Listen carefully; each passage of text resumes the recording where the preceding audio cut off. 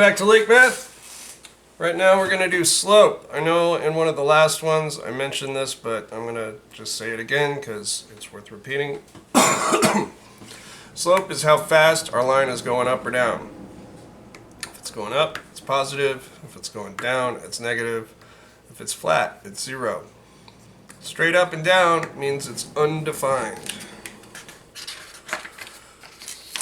Now, to get slope from coordinates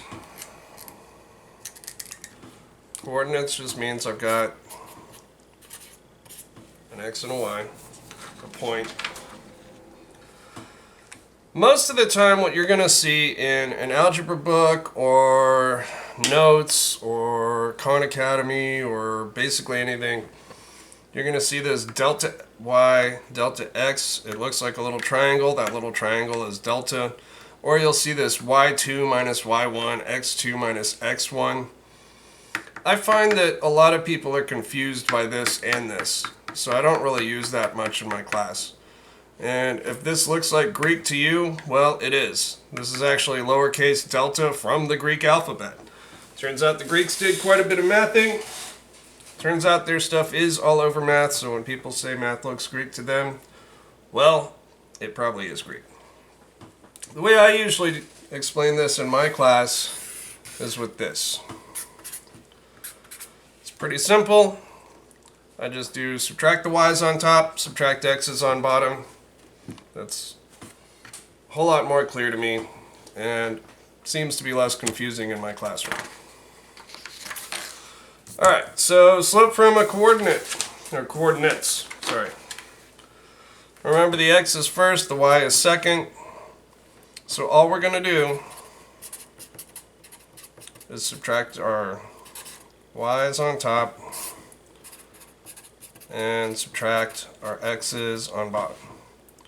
So I've got x's, I've got y's. Now, which one goes first? Here's the thing.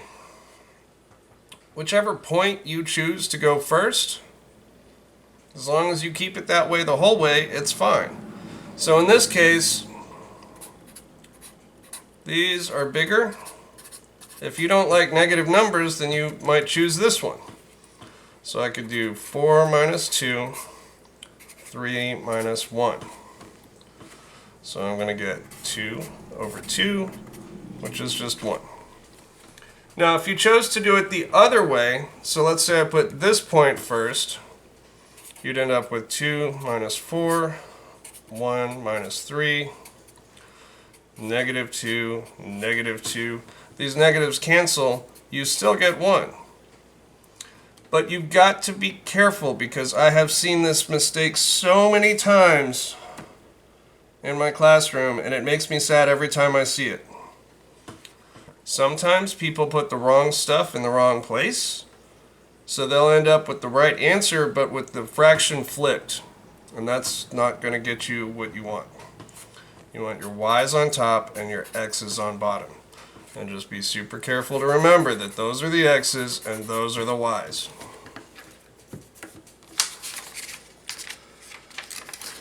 Now, here's another example of slope from coordinates.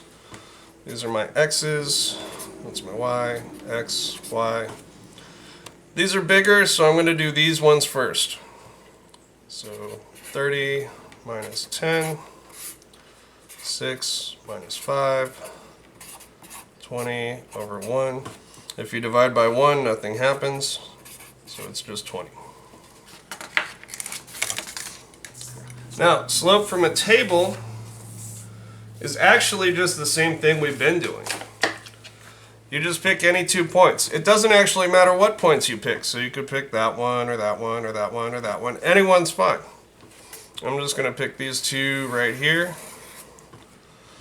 These are bigger, so I'm going to put them first. So 16 minus 13, 3 minus 2, I get 3 over 1. So basically you just pick 2 points and do the same thing you did on the last one. Now, with a graph is actually easier, but sometimes kids get confused about this anyway. It's kind of faint seeing the grid lines on here. So you'll just have to work with me.